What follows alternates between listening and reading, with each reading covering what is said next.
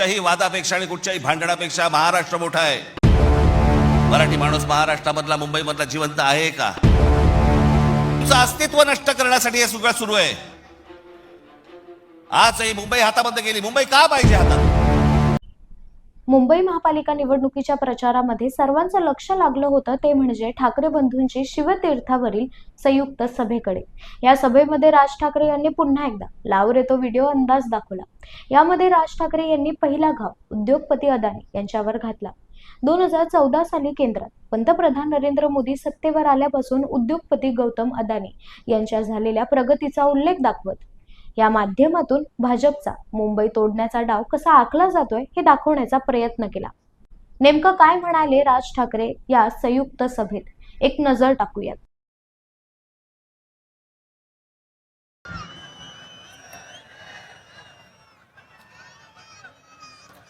व्यासपीठावरती उपस्थित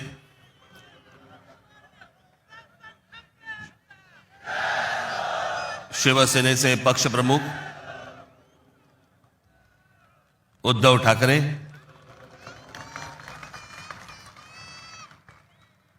राष्ट्रवादी काँग्रेसचे नेते जयंतराव पाटील, इतर सर्व मान्यवर आणि माझ्या जमलेल्या तमाम मराठी बांधवांनो, भगिनींनो आणि मातांनो,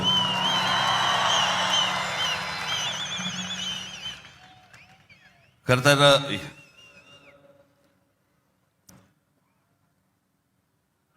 या व्यासपीठावरती मी माननीय बाळासाहेबांबरोबर लहान असताना अनेकदा आलो.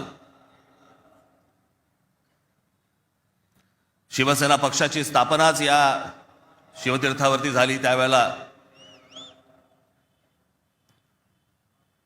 माझे आजोबा प्रबोधनकार ठाकरे हे देखील इथे उपस्थित होते.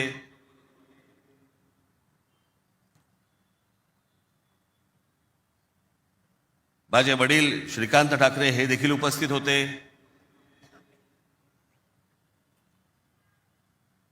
आमची माँ ही देखील उपस्थित होती.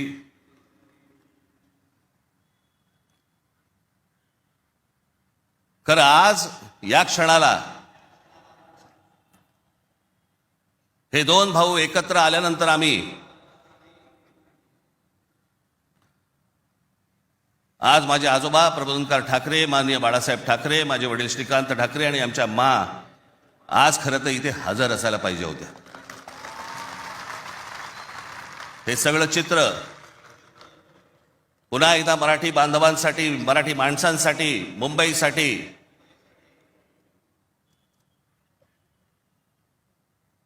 हा आम्ही दोन भावांनी उभारलेला सगळा लढा इथे नसले तरी वरून पाहत असतील.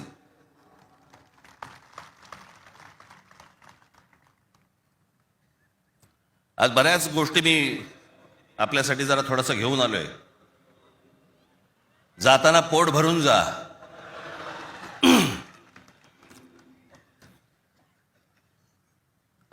अनेक सामाजिक संस्था आहेत, मराठीवरती काम करणारे आहेत, अनेक लोक आहेत, ज्या लोकांनी अनेक दिवस आवाज उठवला या सगळ्या विषयात. मी सर्वप्रथम त्यांचे मी आभार मानतो. दीपक पवार आहेत, त्यांच्याबरोबरचे अनेक सहकारी आहेत, त्यांचे आभार मानतो.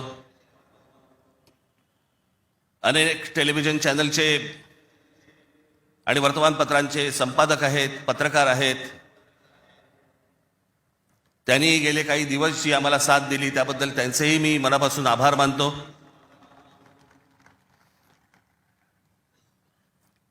खरं तर मी 20 वर्षानंतर पहिल्यांदा युती करतोय.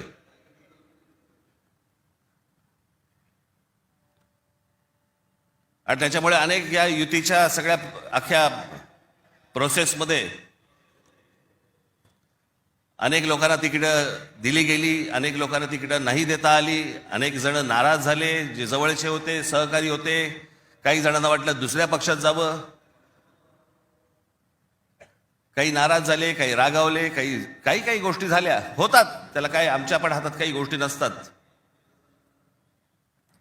पण त्यांना दुखवणं हा काही आमचा हेतू नव्हता. पण तरी मी त्या सर्वांची, जर दुःखी झाले असतील, नाराज झाले असतील, त्या सर्वांची मी दिलगिरी व्यक्त करतो.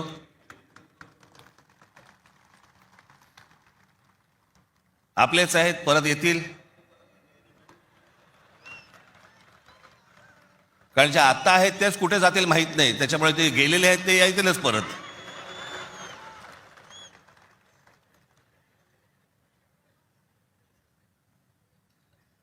त्याच्यामुळे ह्या सगळ्या गोष्टींमध्ये मी त्यांना समजू शकतो. मुळात मी आणि उद्धव आम्ही दोघेजण एकत्र येण्याचं सगळ्यात महत्त्वाचं कारण म्हणजे या मुंबईवरती आलेलं संकट. मी गेले अनेक वर्ष या सगळ्या विषयांमध्ये बोलत आलो. गेले अनेक वर्ष मी माझ्या भाषणांमधनं हे सगळे मुद्दे मांडत आलो की कशा प्रकारचा डाव रचला जातोय. आणि मग मध्यंतरी या राज्य सरकारने हिंदी सक्तीचा विषय आणला.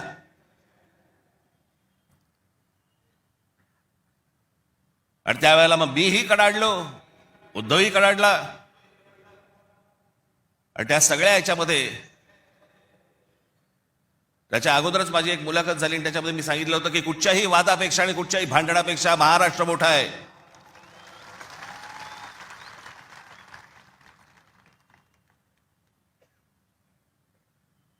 आणि मग तिकडनं ह्या सगळ्या गोष्टींची सुरुवात झाली. पण ते हिंदी सक्तीचा जो विषय होता तो फक्त तुम्हाला चाचपडून बघण्याचा होता. तुम्ही जागे आहात का? मराठी माणूस महाराष्ट्रामधला मुंबईमधला जिवंत आहे का? हे फक्त चाचपडणं होतं तुम्हाला.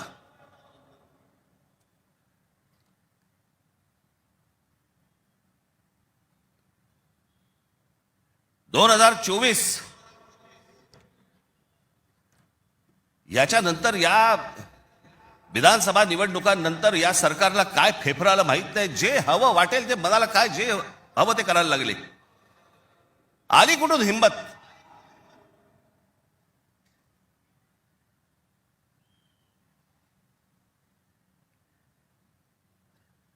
कोणाला विचारायचं नाही, काही जनता बिनता लोक बिक काही नावाची काही गोष्टच नाही. बस आम्हाला वाटलं म्हणून आम्ही केलं. हे कोण आहेत लोक? कोण आहे महाराष्ट्रातील जनता? पैसे फेकले की आम्ही विकत घेऊ. आला कुठून आत्मविश्वास?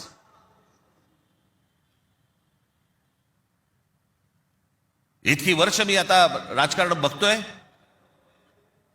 काँग्रेसची लोक सत्तेवरती होती, अनेक लोक सत्तेवरती होते, परंतु ते लोकांना घाबरून असायचे, जनतेला घाबरून असायचे. आता घाबरणं बिबरणं काहीच नाही. गृहीत धरून टाकलं तुम्हाला. कुठून येतात मतं ह्याच्याकडे, कशी येतात, काय येतात, याचा लढा तर बाकीच्या ठिकाणी सगळ्या ठिकाणी सुरूच आहे. ते बोगस वोटर आणि ते ईव्हीएम मशीन पासून सगळ्या गोष्टी सुरू आहेत. पण ह्याच्यामध्ये सगळ्यात महत्वाची गोष्ट बघा, आता उद्दामपणा कुठपर्यंत गेला यांचा. अकोटमध्ये भाजपने एमआयएमशी युती केली. बदलापूरमध्ये भाजपने काँग्रेस बरोबर युती केली. 66 जण बिनविरोध निवडून आले. बिनविरोध म्हणजे तिकडच्या मतदारांचा अधिकारच काढून टाकला. ते मतदानच नाही करू शकत. आज 66 आहेत. हे पुढे आकडे वाढत जाणार. त्याला कळलंय की काय प्रकारचे आपण कशा प्रकारे लोकांना विकत घेऊ शकतो. वाईट या गोष्टीचं वाटतं विकले जातात. तुळजापूरमध्ये विनोद गंगणे नावाचा एक ड्रग्ज मधला रॅकेट मधला एक माणूस, ड्रग्ज रॅकेट मधला, त्याला भाजपने तिकीट दिलं. ड्रग्ज विका, काही विका, पुढच्या पिढ्या बर्बाद करा, काही फरक पडत नाही. पण ड्रग रॅकेट मधला एक माणूस, त्याला भारतीय जनता पक्षाने तिकीट दिलं तुमच्या नाकावर टिचून. तो एक आता बदलापूरला तुषार आपटे, बलात्काराच्या केस मधला आरोपी, बलात्काराच्या,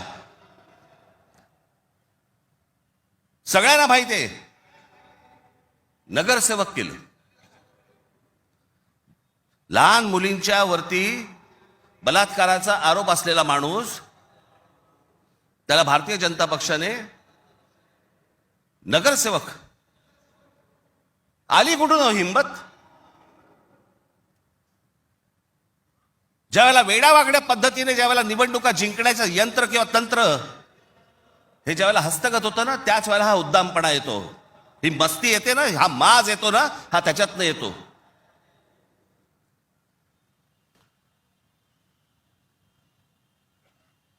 अख्खी मुंबई विकायला काढली, अख्खा महाराष्ट्र विकायला काढला, अख्खा देश विकायला काढला.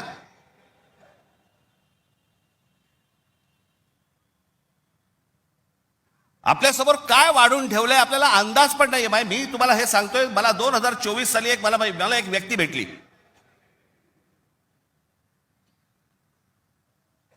लोकसभेच्या निवडणुका झाल्यानंतरची गोष्ट सांगतोय. आणि त्यांनी मला जी माहिती दिली आणि ती माहिती दिल्यानंतर माझे सगळे लोक, माझे काय रिसर्च टीम सगळी जी काही कामाला लागली, ते जे काही झालंय ते आज मी तुम्हाला इथे दाखवणार आहे.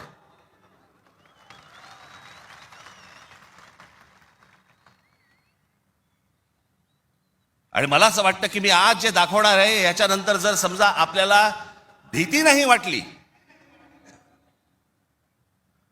तर मला असं वाटतं या देशात निवडणुका न लढवलेल्याच बऱ्या.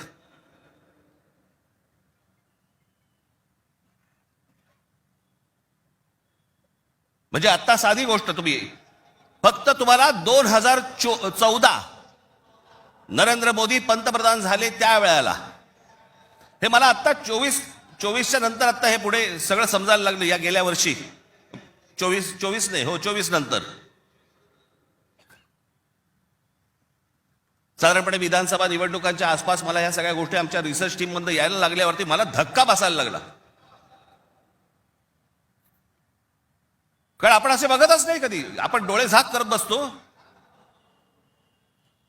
आणि नक्की काय खणलं जात आहे आपल्या खालून आणि आपल्याला माहितीच नाही. याचं कारण अनेक हिंदी इंग्रजी टेलिव्हिजन चॅनल सगळं ब्लॉक करून टाकलंय. कोणी काय तुम्हाला दाखवणार पण नाही. दाखवलं की वरनं फोन येतो, वरनं दट्ट्या येतो, जाहिराती बंद करून टाकू.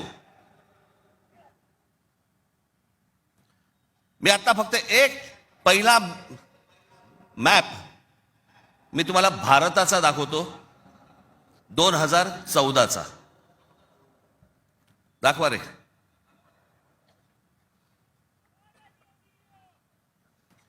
हा आहे 2014चा गौतम अडानी यांचे प्रोजेक्ट्स किती होते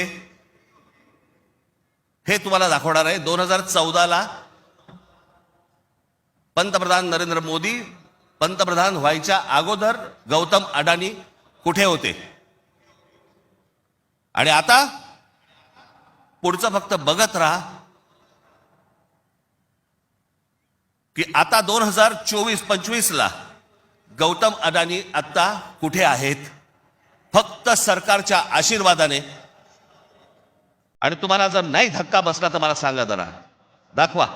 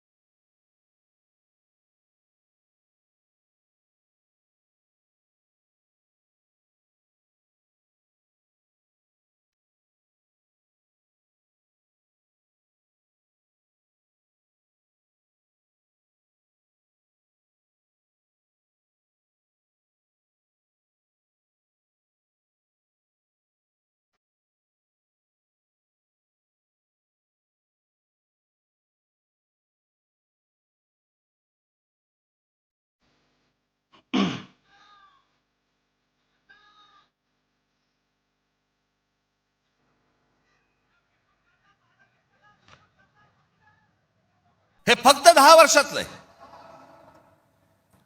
जगामध्ये असा एकही माणूस नसेल जो 10 वर्षामध्ये इतका श्रीमंत झाला. मला कुठच्या उद्योगपतीने उद्योग करू नये या मताचा मी नाहीये, इतका दळभद्री विचार माझा नाहीये. पण या देशामध्ये इतके उद्योगपती असताना एका माणसावरती इतकी मेहरबानी या देशामध्ये होते, मी जगात तर दाखवतच नाही अजून. फक्त 10 वर्षामधली गोष्ट, ही 10 वर्षातली. एकाच माणसाला सगळ्या गोष्टी दिल्यात. वीज दिली, सिमेंट बनवण्याच्या उद्योगामध्ये गौतम अडाणी हा माणूस कधी नव्हताच 2014च्या अगोदर. आज देशातला 2 नंबरचा सिमेंटचा व्यापारी येतो.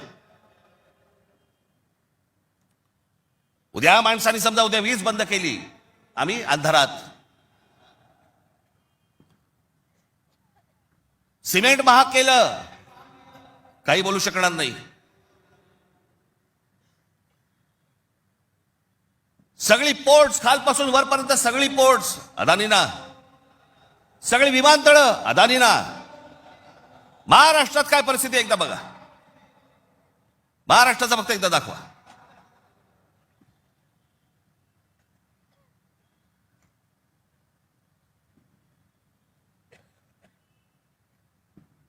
महाराष्ट्रामध्ये फक्त एका ठिकाणी 2014ला फक्त गौतम अडाणी एका ठिकाणी आहेत उद्योग. 2025ला बघा,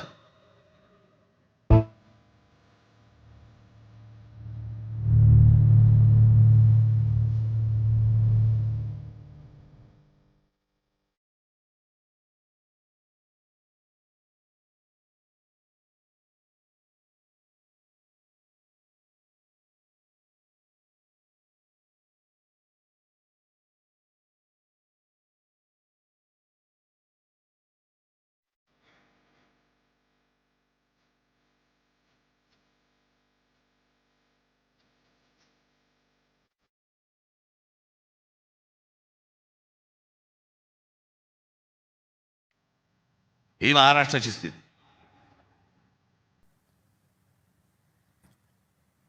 आणि मी जे सतत सांगतो ना, हा जो MMR रिजन मुंबई, या मुंबईवरती मी आता फक्त तुम्हाला वाचून दाखवणार आहे. या फक्त MMR रिजन मध्ये काय फक्त केलंय तेवढं फक्त बघून घ्या. मुंबई महानगर क्षेत्रात अदानी 29 जून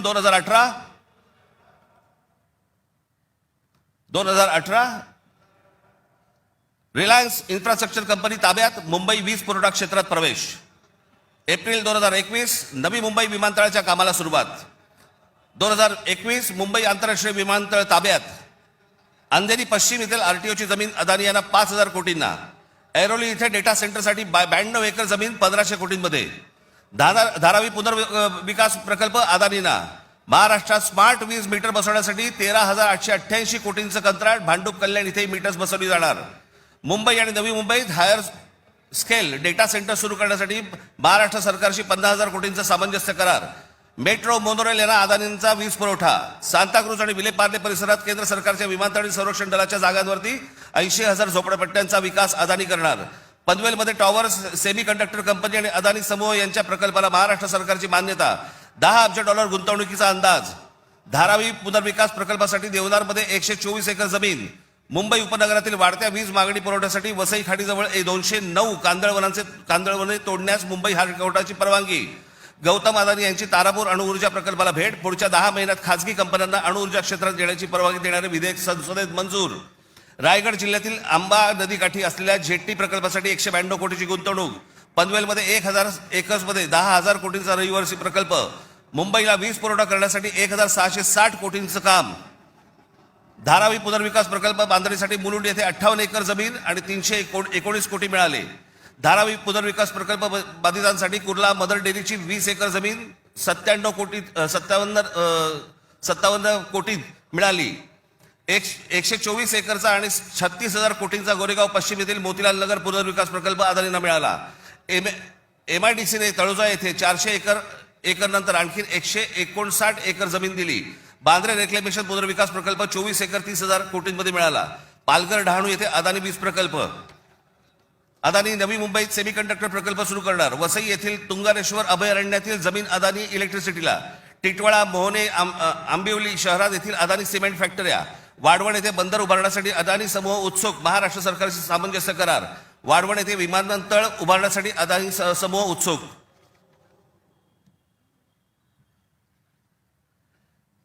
हे मी तुम्हाला सांगतोय ना, हे कशा प्रकारे तुम्हाला आवडलं जातंय याचा काही आपल्याला अंदाज, आपल्याला कळतंय हे काय चाललंय. आता हा सगळा वाढवणला आता बंदर येतंय म्हणून मी म्हटलं बंदर येत असेल, चांगली गोष्ट आहे. महाराष्ट्रात बाजूला विमानतळ कशासाठी तर म्हणे मुंबई विमानतळावरचा सगळा कार्गो तिकडे नेणार. आणि नवी मुंबई विमानतळ जे बांधलंय इथून इंटरनॅशनल आणि डोमेस्टिक या आपल्याकडच्या इकडच्या विमानतळावरनं, छत्रपती शिवाजी महाराज आंतरराष्ट्रीय विमानतळावरनं डोमेस्टिक आणि इंटरनॅशनल नवी मुंबईला नेणार. ही प्रोसेस हळूहळू सुरू झालेली आहे. आणि पुढे हा संपूर्ण विमानतळ विकायला काढणार. या शिवाजी पार्क मैदान एवढी जवळपास 50 ते 60 शिवाजी पार्क मैदान बसतील एवढा प्लॉट आहे तो, धारावीला लागून. अशी नाही ना मुंबई आम्हाला मिळवत आहेत. आम्ही बदा पैसे ओततो, जमिनी विकत घेतो, जमिनी सगळ्या काढून घेतो. आणि इकडच्यांचं काय घेऊन बसलोय आपण, या सरकारमध्ये बसलेत त्यांचं. ते काहीतरी करू शकतात का? काहीच नाही करू शकत. मी मागे एक उदाहरण दिलं होतं ना, बादशाच्या हातावरचा ससाणा असतो नाही का, जो ससाणा पक्ष्यांनाच मारून आणतो. स्वतः पक्षी आहे पण तो पक्ष्यांनाच मारून आणतो. पु ल देशपांडेचं एक फार छान वाक्य आहे की स्वकीयांचा घात करणारी औलाद ही काय फक्त पक्षांमध्ये नसते, मला तर आता कळलंय राजकीय पक्षांमध्ये आली आहे.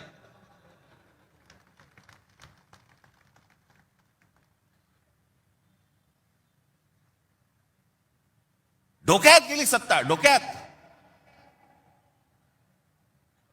हा जो भूगोल आहे ना, हा भूगोल नीट समजून घ्या. हे वाढवण बंदरापासून तिकडे वरती जे आहे ना, त्याला लगेच लागून गुजरात आहे. यांचं पहिल्यापासूनचं डोक्यामध्ये जे होतं ना की मुंबई गुजरातला न्यायची. मग मुंबई गुजरातला न्यायची असेल तर काय करायला लागेल? पालघर जिल्हा ताब्यात घ्यायला लागेल, ठाणे जिल्ह्याचा भाग ताब्यात घ्यायला लागेल, या MMR रिजनचा भाग ताब्यात घ्यायला लागेल, तर मुंबईपर्यंत पोहोचता येईल. माणसं पहिली बदा तिकडे टाका, त्यांचे मतदारसंघ फोडा, मराठी माणसांना फोडा, हे मतदारसंघ ताब्यात घ्या आणि त्याच्यानंतर सांगा अरे खासदार तर आमचाच, आमदार तर आमचाच, नगरसेवक पण आमचाच, महानगरपालिकाही आमच्या हातात. हे सगळं करून मुंबई गुजरातला कशी जोडता येईल याच्यासाठीचे हे सगळे लॉंग टर्म प्लॅन सगळे सुरू आहेत. आणि आम्ही बेसावत. आमच्यामध्ये जातीपातीमध्ये भांडणं लावली जात आहेत. हा मराठा, हा ओबीसी, हा अजून कोणी. एकदा मुंबई हातात तर गेली ना बाबानो. महाराष्ट्र झारखंडपेक्षा काही वेगळा करणार नाहीत. हे मुंबई ही तुमची राजधानी आहे, मुंबई ही तुमची ताकद आहे. पण जो मस्तवालपणा जो अंगामध्ये शिरलेला आहे यांच्या, की आम्ही काहीही करू, कुठूनही मतं आणू, जे यांनी विधानसभेला केलं तेच करण्याचा हे आत्ता पण प्रयत्न करणार. आमच्यावरती भ्रष्टाचाराचे आरोप करतायत. काय बोलताय काय तुम्ही? देवेंद्र फडणवीस ज्यावेळेला मुख्यमंत्री होते त्यावेळेला यांनी छगन भुजबळांना जेलमध्ये टाकलं होतं, हो की नाही? आता मांडीला मांडी लावून बसलेत. अजित पवारांचे बैलगाडीभर पुरावे घेऊन गेले होते. काय किती 70 का 80 हजार कोटीचा काहीतरी घोटाळा, त्याच्याबद्दल पुरावे बैलगाडीतनं घेऊन गेले होते. आता काय सांगतायत? कोर्टात केस आहे, पुरावे असतील तर त्यांना अटक होईल. अरे मग तुम्ही पुरावे दिले होते ना, द्या आता कोर्टात. ही सगळी बाहेरून सगळी माणसं आणायची, इथे भरायची, तुमचा टक्का कमी करायचा, तुमचं अस्तित्व घालवायचं. इथे येऊन ह्यांची माणसं बोलणार, इथे उत्तर भारतातलं माणसं येणार आणि म्हणणार इथे तुम्हाला. काल एक कोणतरी उत्तर भारतातला माणूस बोलवता म्हणे, मुंबईमध्ये म्हणे नोकऱ्या जर घ्यायच्या असतील महानगरपालिकेमध्ये तर इथल्या स्थानिकांना, उत्तर भारतीय लोकांना दिल्या पाहिजेत. हे बाहेरून येणारे म्हणे कोल्हापूर, सातारा, सांगलीवरनं येणारी माणसं हे बाहेरच्या लोकांना द्यायची नाहीत म्हणून. बाहेरची लोक म्हणजे आमच्या सातारा, कोल्हापूर, सांगलीमधनं येणारी आता हे बाहेरची लोक झाली आणि हे आतले.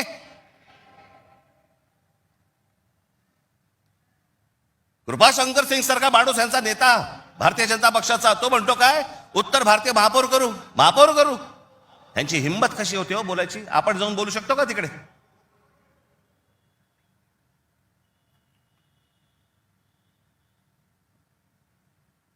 याचं कारण तुम्ही एकत्र येऊच नाही याच्यासाठीचा बंदोबस्त यांनी केलेला आहे. म्हणून काय करायचं, पैसे टाका, माणसं फोडा. यांचं मुंबईवरचं लक्ष उडालं पाहिजे, महाराष्ट्रावरचं लक्ष उडालं पाहिजे. हे मराठी म्हणून कधी एकत्र येताच कामा नयेत. आणि मग आपल्याला जे साध्य करायचंय,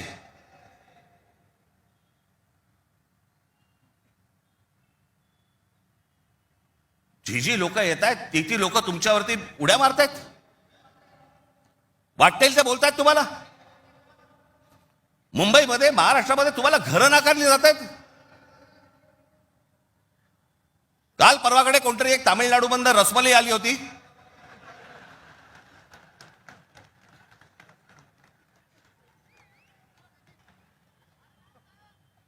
यांच्यासाठीच माननीय बाळासाहेब बोलले होते, हटाव लुंगी आणि बजाव पुंगी.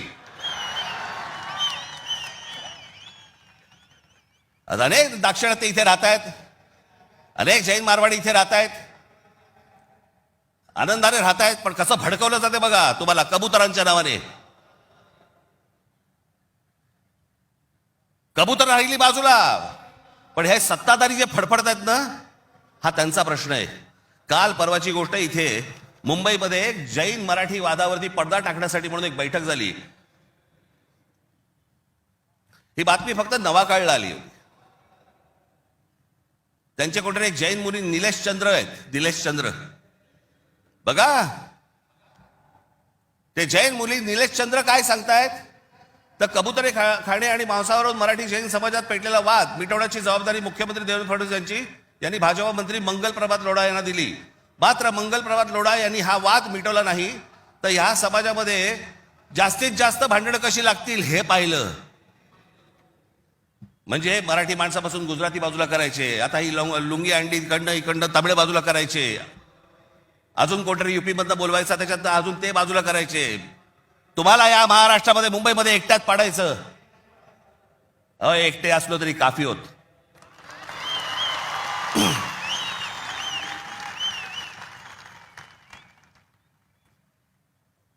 नको त्या वादात जाऊ नका. आमच्या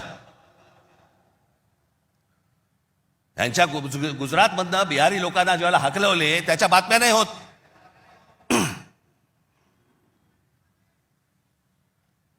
ज्याने बिहारी लोकांना तिकडनं हकलवले, जवळपास 10 का 20 हजार लोकांना हकलवून दिले बिहारमधनं, भारतीय जनता पक्षाने त्याला तिकीट दिलं, निवडणुकीचं तिकीट दिलं. आणि हे वाद फक्त तुमच्यासाठी, आमच्यासाठी इथे फक्त करून ठेवतायत. गेले अनेक वर्ष सांगतो तुम्हाला, हे सगळं हे जे मुद्दामून जे चालू आहे, तुमचं अस्तित्व नष्ट करण्यासाठी हे सगळं सुरू आहे. आज ही मुंबई हातामध्ये गेली. मुंबई का पाहिजे हातात?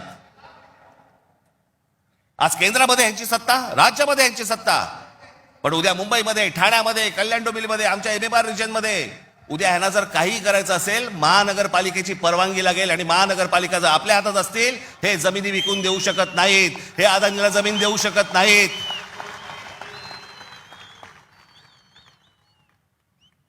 ही गोष्ट ते करूच शकत नाहीत.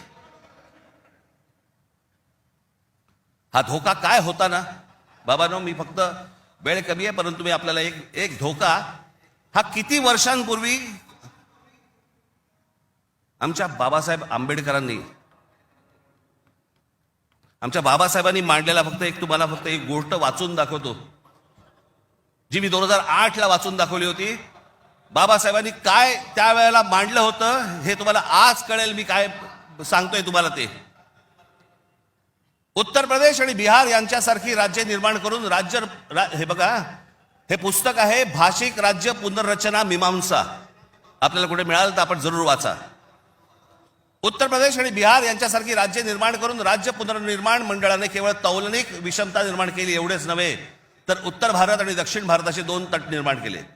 उत्तर भारतात हिंदी भाषेचं प्राबल्य आहे, उलट दक्षिण भारतात हिंदीशी संबंध नसलेल्या भाषा बोलल्या जातात. मला खरं तर आपल्याला सांगायचं आहे की युपीच्या आणि बिहारच्या लोकांनी पहिल्यांदा नीट समजून घ्या, बाबांनो, हिंदी ही तुमची पण भाषा नाही. युपीच्या लोकांची भोजपुरी भाषा आहे, बिहारच्या लोकांची मैथिली भाषा आहे, अवधी भाषा आहे.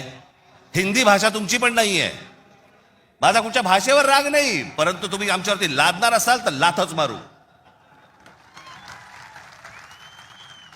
हिंदी भाषिकांची संख्या किती मोठी आहे याची बहुतेक कोणालाही दखल नाही. भारताच्या एकूण लोकसंख्येच्या 48% लोकसंख्या ही हिंदी भाषिक म्हणजे त्या भागाची आहे.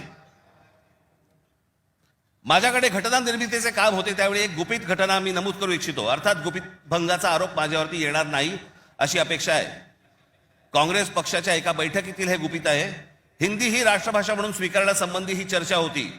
घटनेचे 115वे कलम राष्ट्रभाषेसंबंधी आहे. या कलमावरती जेवढी गरमागरम चर्चा व्हायला झाली तेवढी इतर कोणत्याही कलमावरती झाली नाही.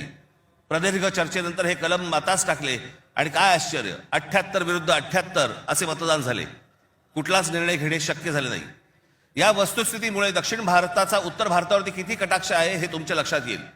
उत्तर भारत संलग्न झाला आणि दक्षिण भारत विच्छिन्न राहिला आणि राजकारणात हिंदी व उत्तर भारताचे वर्चस्व असेच चालू राहिले तर परस्पर द्वेषभाव निर्माण झाला नाही तरच नवल. केंद्रीय सरकारात एका राज्याला दुसऱ्या राज्यावरती अशा आगंतुकपणे वर्चस्व चालू देणे धोक्याचे आहे. घटक राज्ये समतोलाची राखण्यास केंद्रीय शासनामध्ये काही तरतूद नसल्यामुळे नवनिर्मित बिजोड राज्यांमुळे 5 प्रदेशांखेरीज इतर राज्यात अविश्वास आणि असंतोष निर्माण होईल. सध्याच्या केंद्रीय शासन पद्धतीमुळे भारताच्या राजकारणात उत्तर प्रदेश इतर राज्याहून प्रबळ ठरेल ही भीती केवळ दक्षिण भारतीयांचीच नसून पंजाब, बंगाल व इतर राज्यांनी व्यक्त केलेली आहे. आणि ही भीती निराधार आहे असे कोणीही छातीरोखपणे सांगू शकत नाही. या भीतीचे निराकरण केले नाही आणि आत्ता विशेष उपाययोजना केली नाही तर ही भीती राष्ट्रीय ऐक्यास घातक ठरल्याशिवाय राहणार नाही. हे सत्य कोणी लपवू शकत नाही. आमच्या परमपूज्य डॉक्टर बाबासाहेब आंबेडकरांनी तेव्हा लिहून ठेवलंय की हे किती घातक आहे ते. हे काय चाल चालू आहे तुमच्या विरोधात, हे काय प्रकारचं षडयंत्र सुरू आहे. जो इतका बलवान महाराष्ट्र, इतका सुसंस्कृत महाराष्ट्र, या देशाला दिशा दाखवणारा महाराष्ट्र, सगळ्या बाजूनी संपन्न असा महाराष्ट्र, हे सगळ्या बाजूनी येत आहेत आणि महाराष्ट्राने तुम्हाला फक्त इथे तुमचे चावे घेत आहेत. तुम्हाला उद्ध्वस्त करायचं आहे ना.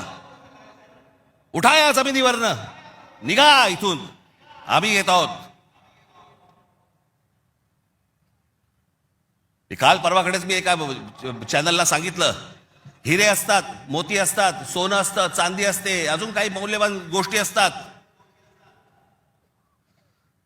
फक्त जमीन या एकाच गोष्टीला रिअल इस्टेट म्हणतात, खरी संपत्ती. दुसऱ्या कोणत्याही गोष्टीला रिअल इस्टेट म्हटलेलं नाहीये, फक्त जमिनीला रिअल इस्टेट म्हटलंय.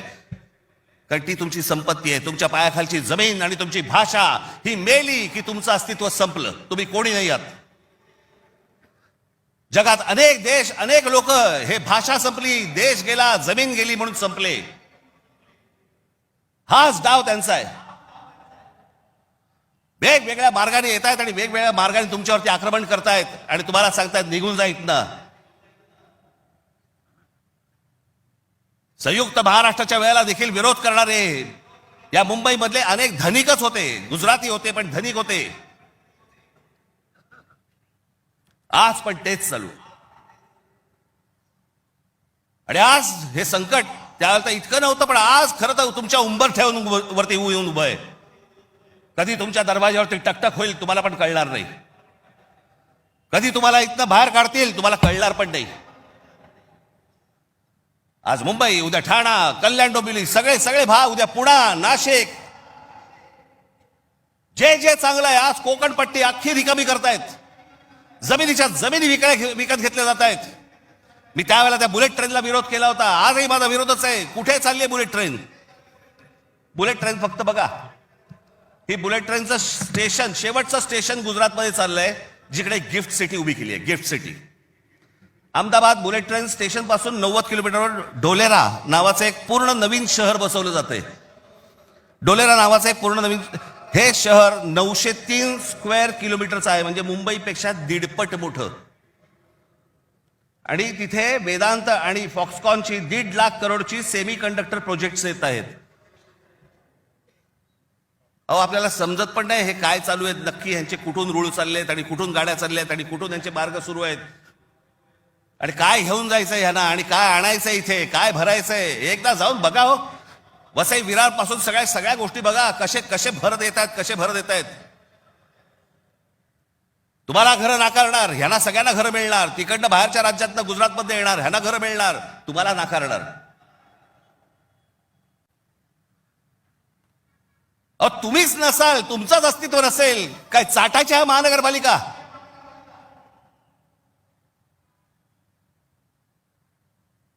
काय उपयोग आहे या गोष्टींचा? आम्ही भले आमच्या वचननाम्यामध्ये सांगितलेल्या अनेक गोष्टी आहेत ज्या उत्तम करू, उत्तम शहर करू, चांगल्या गोष्टी करू. मला असं वाटतं उद्धव ठाकरे आपल्या भाषणामध्ये या गोष्टी सांगतीलच. अरे पण तुम्ही असायला पाहिजेत ना त्याच्यासाठी.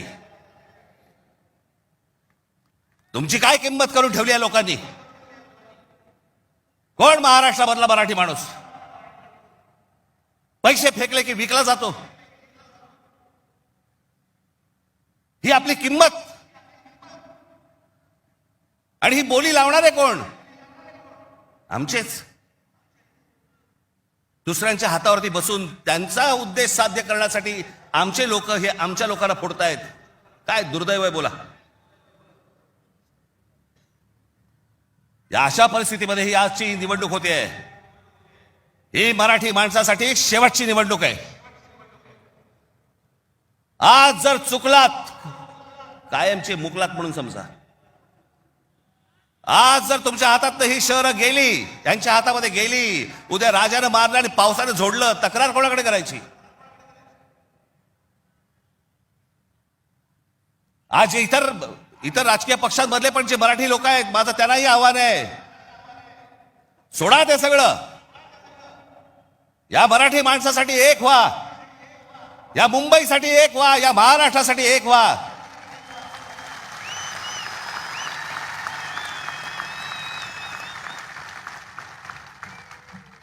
ज्या इतक्या वर्षांच्या परंपरेने, इतक्या लोकांच्या तपश्चर्याने ही मुंबई महाराष्ट्राला मिळाली. 107 आमचे हुतात्मे गेले. उद्या मुंबई गेली तर त्या पुतळ्यानंतर काय अर्थ उरतो? आणि पुतळे काय म्हणतील ते? आमचा मराठी माणूस बेसावध राहिला आणि म्हणून आम्ही मिळवलेली मुंबई आम्हाला गमवावी लागली. आज तुमच्या समोर ही सोन्यासारखी संधी आलेली आहे. आम्हाला सत्ता काय, सत्याचं काय करू? सत्तेशिवाय पण आज पण लाथा मारल्यात ना.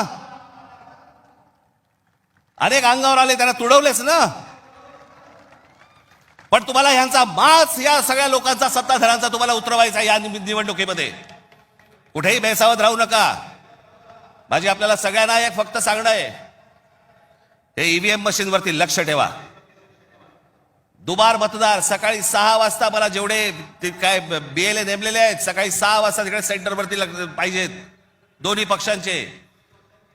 आणि दोन्ही पक्षातले जे सगळे लोक आहेत यांना फक्त मी एकच सांगतोय, बाबांनो, आता आपल्यातलं काही वाद नाही. आता खरी लढाई त्यांच्याशी आहे.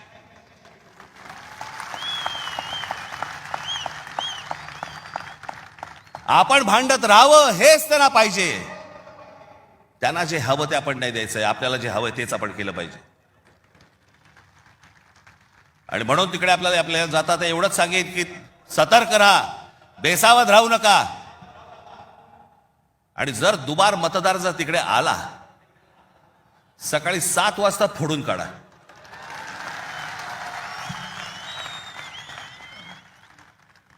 ही मुंबई राहावी, हे महाराष्ट्र राहावं, राज्य राहावं, हे मराठी माणसाच्या हातात राहावं, तुमच्या हक्काचं असावं, तुमचंच आहे ते.